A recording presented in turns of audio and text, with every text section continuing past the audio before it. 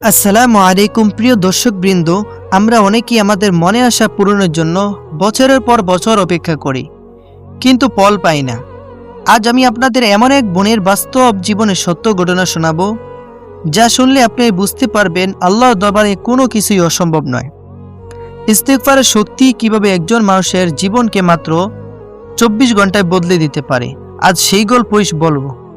সে বোনটির মনে দীর্ঘদিনের কিছু অপূর্ণ স্বপ্ন আর দোয়া ছিল, কিন্তু কোনো কিছুই যেন মিল ছিল না।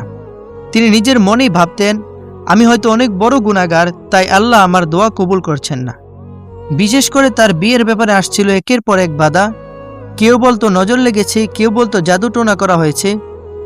ভয়, উৎকণ্ঠা আর একাকিত্বে তার জীবন বিষিয়ে উঠছিল।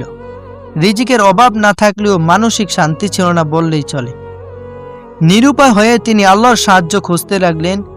ইউটিউবে বিভিন্ন ইসলামিক ভিডিও দেখতে দেখতে তিনি জানতে পারলেন ইস্তিগফারের অসামান্য ফজিলত সম্পর্কে।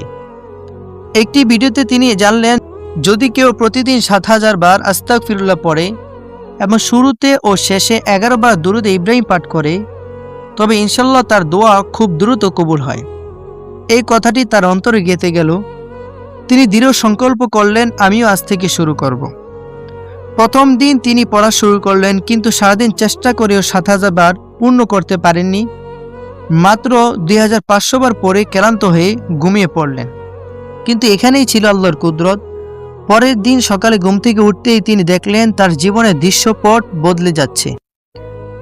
যে বিয়ের জন্য তিনি বছরের পর বছর দুশ্চিন্তায় ছিলেন, সেখানে সবাই বাধা আর জাদুর কথা বলতো, সেখানে একটি অত্যন্ত সম্মানজনক ও ভালো বিয়ের প্রস্তাব আসলো।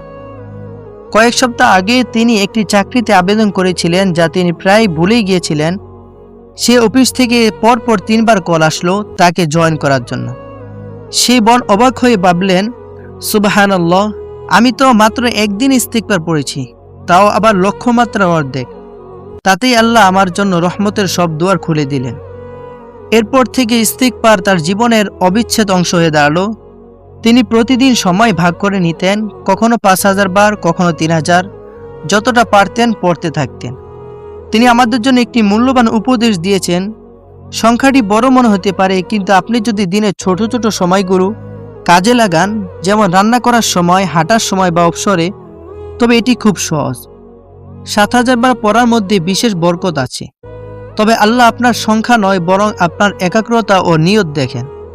প্রিয় দর্শক, ইস্তিগফার শুধু গুনাহ মাফ করার হাতিয়ার নয়, এটি আপনার জীবনের বন্ধ হয়ে যাওয়া রিজিক আর সুখের চাবিকাঠি। তাই আপনিও আজ থেকে শুরু করুন। 100 বার হোক বা 1000 বার আল্লাহর কাছে ক্ষমা চান।